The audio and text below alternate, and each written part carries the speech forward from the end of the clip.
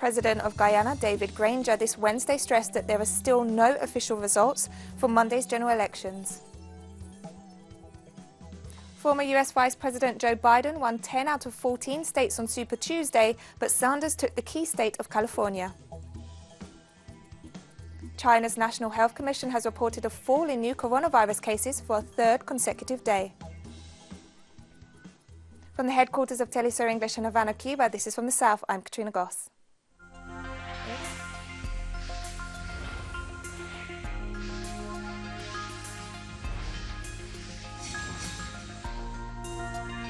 Guyana's Elections Commission has still not announced the results of Monday's general elections. 2 days after the vote, the population is still waiting to find out which of the two main parties will form the next government. 6 of the country's 10 districts have made their declarations, but counting was halted for a time in the 2 biggest districts and remains suspended in District 4, which includes the capital of Georgetown. Citizens across are becoming anxious as they await the final declaration of the results. The Commission has so far only announced results for 418 of the 2,339 polling stations. The delay has resulted in a flurry of rumours and rising tensions. And Bharat Jagdeo, General Secretary of the opposition People's Progressive Party, spoke with the media today outside the Elections Commission headquarters to voice his party's concern over the delays in announcing voting results in Region 4. The country has to understand that we have to have verified results. All the people, APNU supporters as well as PPP supporters, they want verified results. And if it takes 2 days more to get that done, then that's fine with us, because then you announce unverified results.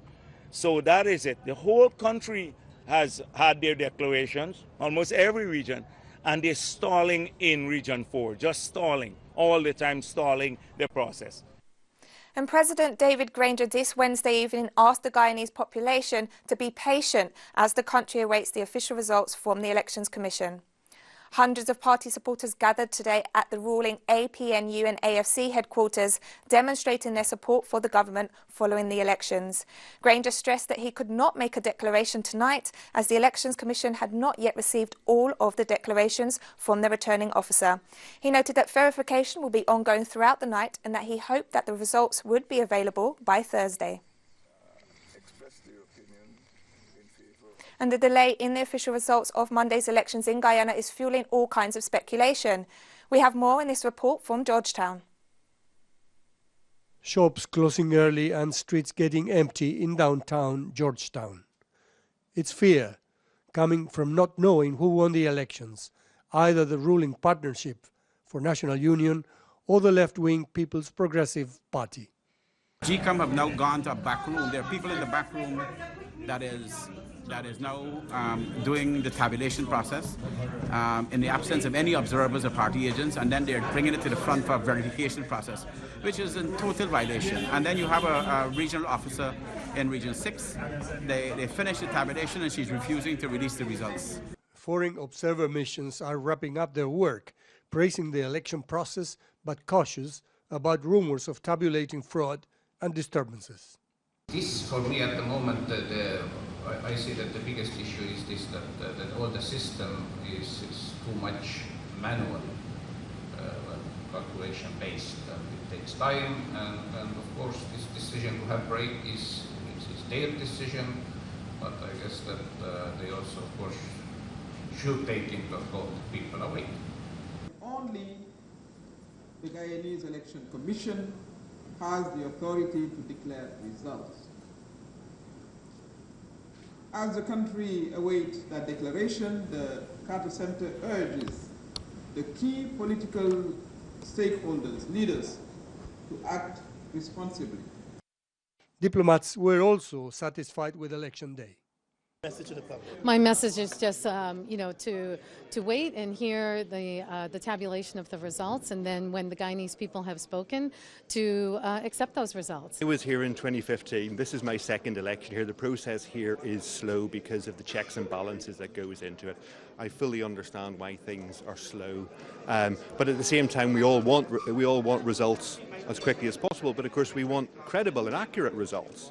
And so therefore that's the important thing. So everybody just needs to be patient and let GCOM do what GCOM needs to do.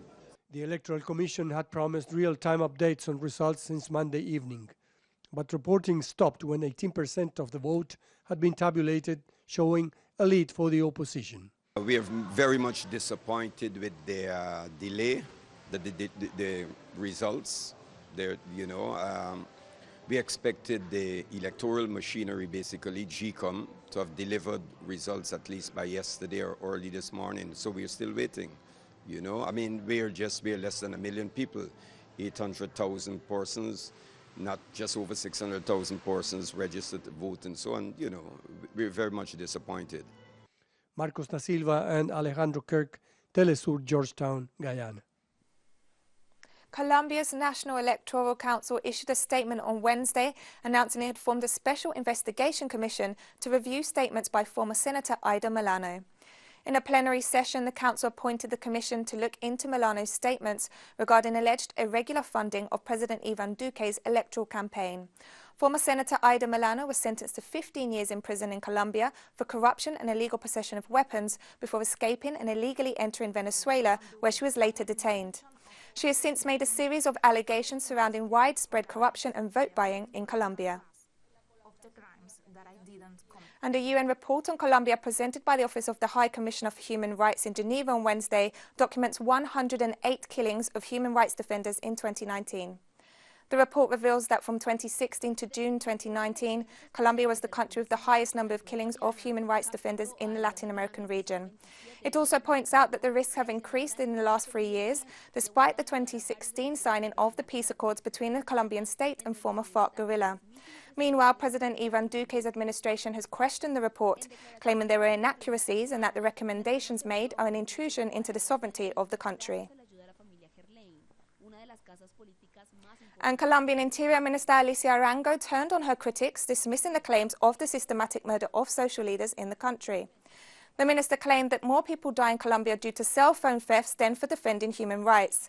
Her statements came during a meeting on the protection of life held in Putumayo in southwest Colombia to address the situation of insecurity faced by social and union leaders throughout the country. Con todo esto, expertos en Colombia aseguraban que la polémica versión de Aida Merlano no prosperaría en medio de los entes políticos y judiciales. Desde que la Fuerza de Acciones Especiales de la Policía Nacional Bolivariana capturó a Aida Merlano el pasado 27 de enero en Maracaibo, la ex senadora no ha perdido el tiempo y ha buscado enlodar a varios de los... At least 22 people have died due to heavy rains in the southeast region of Brazil. The rainfall began on Tuesday night and has affected the southern state of Sao Paulo, where 17 deaths have been reported and more than 40 people are missing. Several highways are currently blocked while basic services were disrupted due to floods and landslides. Meanwhile, in Rio de Janeiro, 5 deaths and countless material damages have been reported. Local authorities in both states are coordinating the necessary resources to deal with the emergency. Chile saw a historic day this Wednesday as the Senate approved the gender parity mechanism for the drafting of a new constitution with the votes of 4 senators from the ruling party. The Senate finally approved the gender parity mechanism for the Constitutional Convention that will start its work should the yes option win in the April 26 referendum on the need for a new constitution. With 28 votes in favour, 6 against and 4 abstentions, the Senate gave the green light to the formula presented by the opposition for the drafting of a new constitution.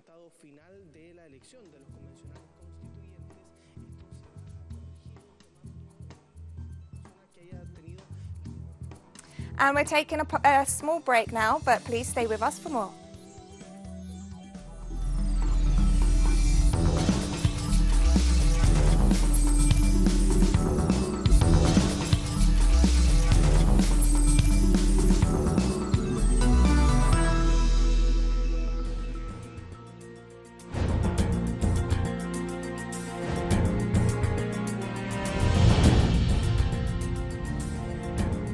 Welcome back. Former Vice President Joe Biden won in 10 states across the South and Midwest on Super Tuesday, while the Democratic frontrunner Bernie Sanders won California, the state offering the most delegates. Tuesday's results made it a 2-horse race between Sanders and Biden after Mike Bloomberg dropped out of the presidential bid and endorsed the former vice president on Wednesday. Biden performed well among black voters in South Carolina, North Carolina, Virginia and Alabama.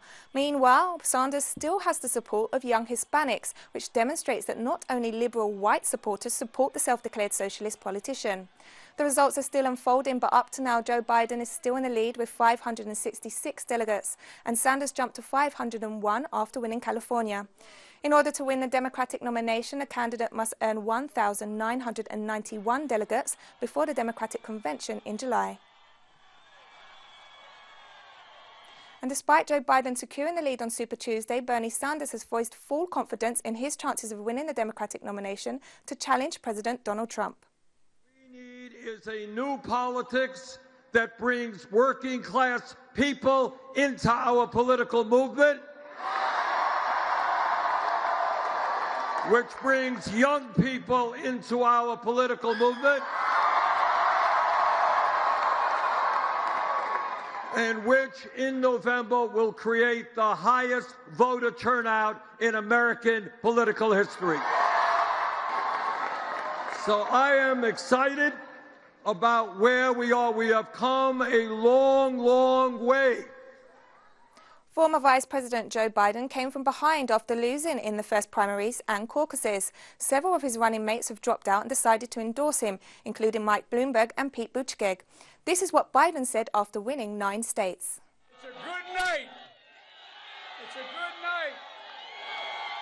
And it seems to be getting even better.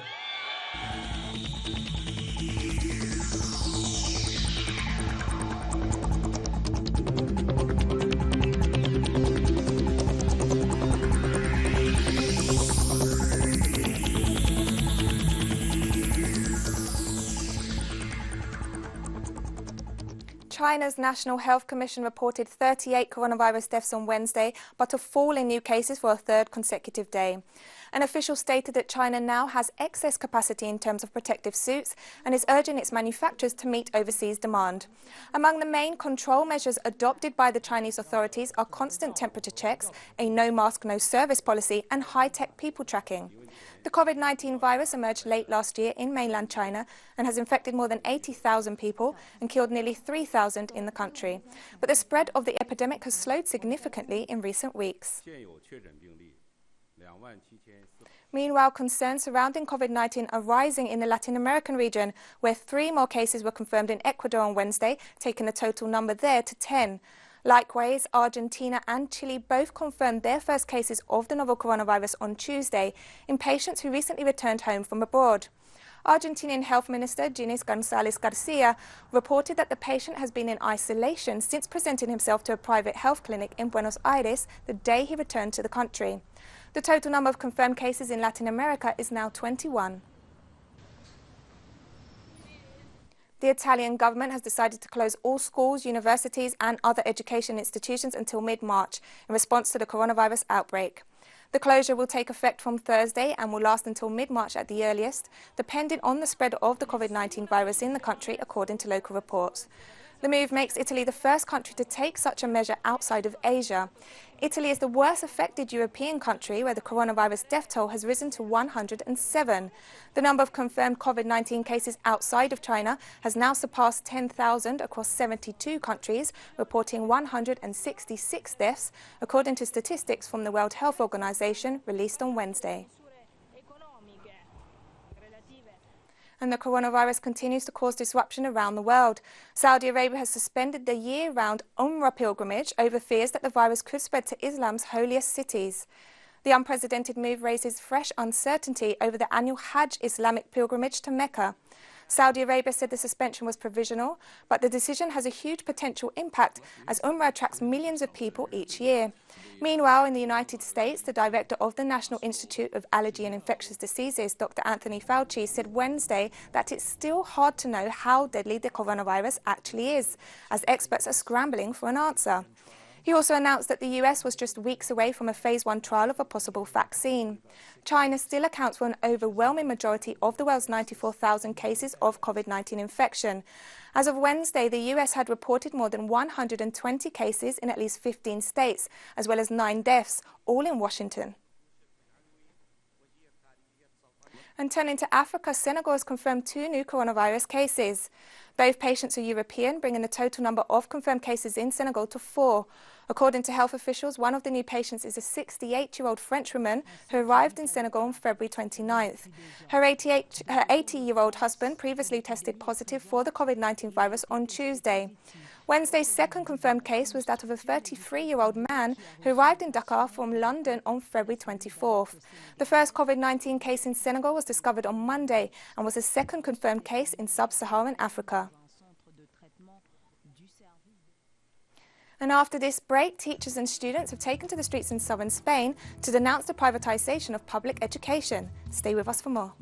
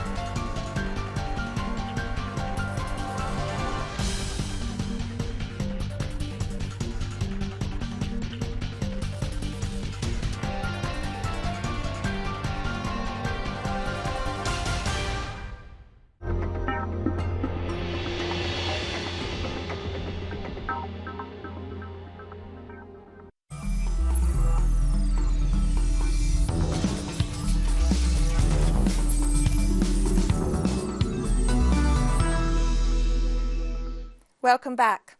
Several unions and parents' associations held a strike in Andalusia, southern Spain, on Wednesday to reject an education decree approved by the local government.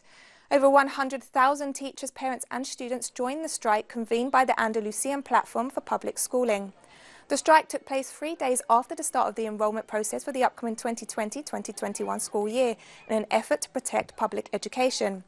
According to the Union Confederation of Workers' Commissions, the decree promotes the liberalisation and privatisation of public education services by the Andalusian government. The Russian Ministry of Defense stated that Turkey has violated the Sochi Agreement signed in 2018 by continuing to support and arm terrorist groups in the Syrian province of Idlib.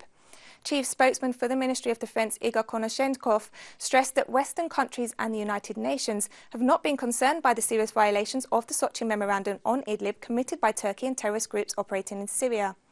Konashenkov denounced the increase in bombardments against Syrian neighbourhoods and the Russian airbase of Heymaneh by the extremists. The Russian official also stressed that the Turkish army has continued to install new observation points in the area.